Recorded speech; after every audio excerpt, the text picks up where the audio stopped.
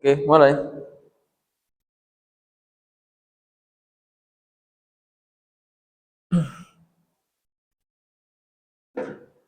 Oke anak-anak, selamat pagi semuanya.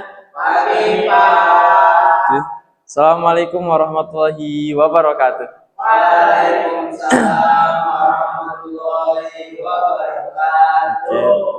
Untuk mengawali pertemuan pada pagi hari ini, mari kita awali dengan doa bersama. Bismillahirrahmanirrahim.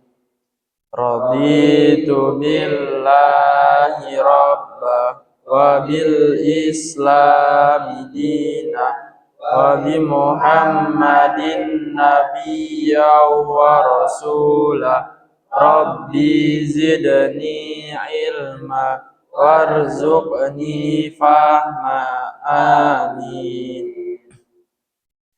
Nah, oke, sebelumnya saya absen dulu ya. Oke, saya panggil satu-satu. Nanti yang saya panggil namanya bilang hadir. Pertama, Hasbi, Maji, Fadlan. Oke, hadir semuanya ya. Nah, oke, sekarang bagaimana kabarnya semuanya? Alhamdulillah baik. Oke, saya pesankan untuk selalu jaga kesehatannya di musim yang sering hujan ini. Semoga kita senantiasa diberikan kesehatan, supaya kita bisa tetap terus belajar dengan rajin. Nah, pada pertemuan pertama, matkul apa ini? Kemuhammadiyahan. Nah, pada pertemuan pertama kita akan membahas tentang sejarah Muhammadiyah. Nah, sebelumnya ada yang tahu siapa pendiri Muhammadiyah? Belum tahu? Nah, ini. Siapa? Iya, Pak Ahmad Dahlan. Nah, beliau ini adalah seorang ulama yang lahir di Kauman, Yogyakarta pada tahun 1869.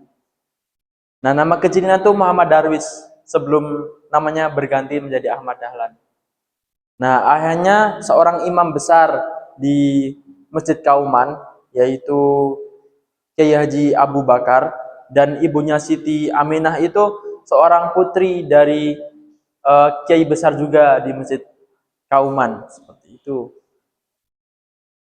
Nah, lalu beliau pada tahun 1903 dia haji ke Mekah. Itu haji yang kedua kalinya. Dan dia sudah menikah dengan istrinya, yaitu Nyai Siti Walidah. Nah, pada tahun 1903 ini haji yang keduanya, teman-teman. Nah, di situ dia belajar dengan para tokoh dan ulama dari Indonesia, tapi menetap di Mekah. Nah, ini nama-namanya. Ada Syekh Ahmad Khotib dari Minangkabau, terus Kiai Nawawi dari Banten, Kiai Mas Abdullah dari Surabaya, dan Kiai Fakih dari Mas Kumambang. Tapi dia nggak cuma belajar dari guru secara langsung, dia juga membaca pemikiran-pemikiran tokoh Islam. Ada 4 yang mempengaruhi pemikiran Ahmad Dahlan, yaitu pertama ada Ibnu Taimiyah, Muhammad bin Abdul Wahab, Jamaluddin Al-Afghani, dan Muhammad Abduh dan Rosyid Ridho. Nah, itu tokoh-tokoh yang memengaruhi pemikiran Ahmad Dahlan. Lalu setelah dia pulang ke Indonesia, dia mulai berpikiran pembaharuan, kan tadi belajar dari guru-gurunya seperti itu. Nah, ini cerita awal mulanya Muhammadiyah itu berdiri. Nah, tadi setelah Ahmad Dahlan itu dari Mekah, terus pulang ke Indonesia. Nah, ada yang tahu setelah pulang ke Indonesia dia ngapain? Pak Ahmad Dahlan? Oh, belum. Nah, setelah balik ke Indonesia, beliau itu benar jadi kiai, terus selanjutnya juga ngajar, jadi guru. di Kwek School, sekolah Belanda pada masa itu. Nah, singkat cerita, Muhammadiyah berdiri pada tahun 18 November 1912 di Kauman, Yogyakarta.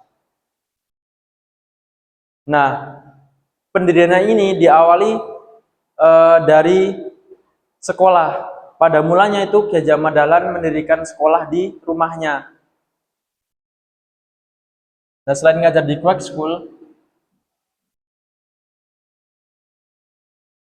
dia juga mendirikan sekolah.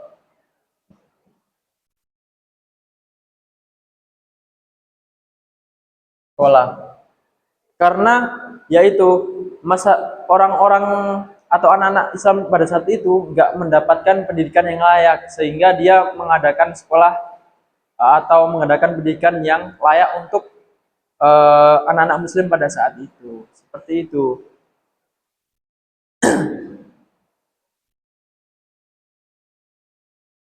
Nah, tadi tadi kan beliau udah punya sekolah tuh, udah mendirikan sekolah di rumahnya.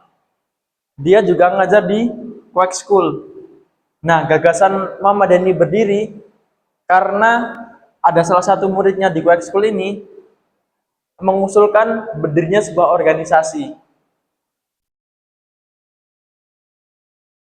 Nah, muridnya dan Kwek School itu pengen supaya tadi sekolah yang didirikan Ahmad Dahlan ini ada yang menaungi, yaitu sebuah organisasi. Nah, nanti Kiai Haji Ahmad Dahlan juga berdiskusi dengan tokoh-tokoh di Budi Utomo. Budi Utomo itu organisasi yang menaungi atau di situ berkumpul orang-orang terpelajar pada saat itu. Diskusi dengan Budi Utomo.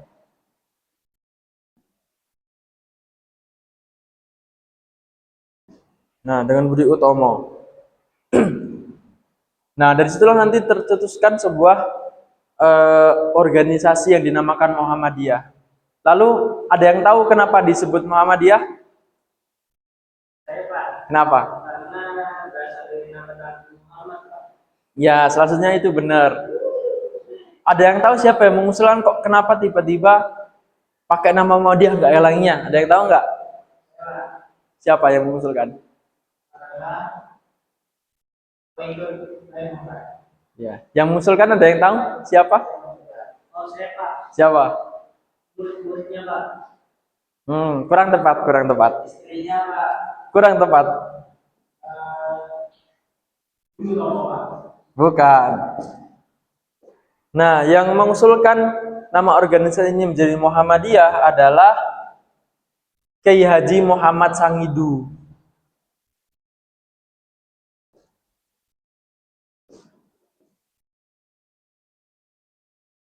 Nah, beliau ini juga seorang kiai besar di Kauman, tapi dia mengusulkan nama Muhammadiyah. Dan ternyata Kiai Haji Ahmad Dahlan juga sepakat dengan nama itu. Karena tadi benar sebagai pengikut Muhammadiyah dan harapannya pengikutnya itu mengikuti langkah-langkah Nabi Muhammad. Seperti itu.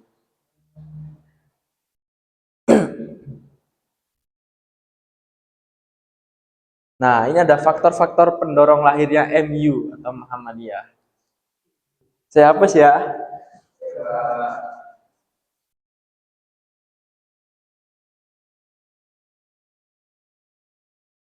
Nah, ada yang tahu faktor-faktornya? Coba Mas Hasbi bacakan faktor yang pertama. Faktor pendorong lahirnya MU, umat Islam tidak berkebutuhan agama sunnah. Umat Islam kebanyakan hidup dalam alam fanatisme yang sempit, berhubungan dengan kegiatan isi dan jadi Kristen di Indonesia. Nah, itu ya teman, itu ya anak-anak faktor pendorong lahirnya Muhammadiyah. Yang pertama ada umat Islam itu enggak memegang teguh tuntunan Islam, yaitu yang dalam Al-Quran dan Sunnah Nabi, karena umat Islam pada zaman itu, pada awal berdirinya Muhammadiyah, masih suka melakukan praktek tahayul bid'ah khurafat. Nah, salah satu contohnya adalah membuang kepala sapi ke laut. Itu kan salah satu praktek yang bertentangan dengan Islam. Nah, itulah salah satu faktor pendorongnya. Terus yang kedua, ada umat Islam pada zaman itu masih terjerumus pada yang namanya fanatisme yang sempit. Nah, fanatisme itu maksudnya mereka eh, bahasanya tuh taklid, atau kalau enggak ini ya salah, selain ini salah. Sehingga kan di Islam tuh banyak mazhab ya. Nah, dengan fanatisme dia menganggap yang bukan mazhab Syafi'i salah. Nah, dari situ nanti banyak Islam malah, kata Kiai Jamanda, dan Islam malah mundur karena banyak pertentangan dan umat Islam terpecah belah karena fanatisme tadi. Terus yang ketiga ada berhubungan dan kegiatan misi dan zending Kristen di Indonesia. Nah, pada zaman itu kan seperti yang kita ketahui, Belanda itu menjajah Indonesia. Nah, Belanda juga membawa misi untuk menyebarkan Kristen ke Indonesia. Nah, hadirnya Muhammadiyah supaya untuk membentengi umat Islam supaya nggak keluar dari Islam. Seperti itu. Nah, sekian penjelasan dari saya. Apakah ada pertanyaan dari anak-anak? Tidak ada. Nggak ada? Oke, saya punya game untuk memastikan bahwa anak-anak paham dengan materi yang saya sampaikan.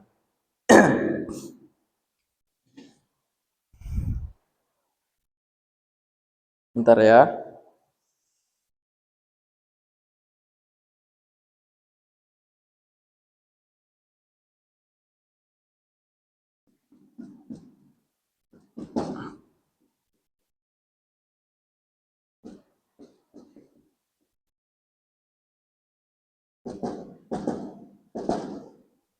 Nama gamenya adalah false or true.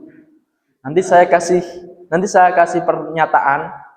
Nanti anak-anak ngacung ya. Kalau kanan berarti benar, kalau kiri berarti salah. Paham? Oke. Soal pertama. Oh iya, nanti kalau anak-anak jawab benar, tak kasih skor 10. Kalau salah, saya kasih -5. Oke, gitu ya. Pertama, pendiri Muhammadiyah adalah Muhammad Darwis. Benar apa salah? Oh iya. Jawabannya adalah benar. Wah, itu salah.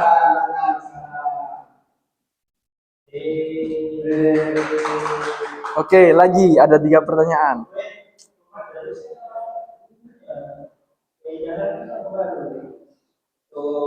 Betul. Lalu salah satu guru Kiai Haji Ahmad Dahlan adalah Syekh Ahmad Satrio. Salah. Oh iya, jawabannya adalah salah. Ahmad Satrio bukan gurunya Kiai Haji Ahmad Dahlan ya. Itu teman saya. Nah, oke. Selanjutnya pertanyaan terakhir.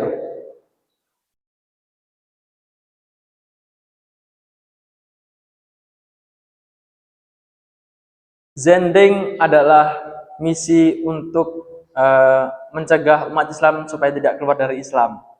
Salah atau benar? Benar. Jawabannya adalah salah. Yang benar Maji. Oke, jadi pemenangnya adalah Maji. Oke, beri tepuk tangan.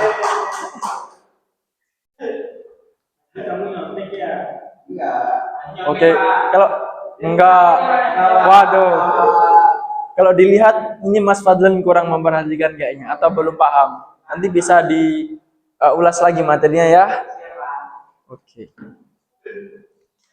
Sekian pertemuan pada pagi hari ini.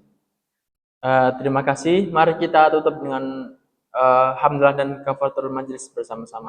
Alhamdulillahirabbil alamin. Subhanakallahumma wa bihamdika Asyhadu an la ilaha illa anta astaghfiruka wa atubu ilaik.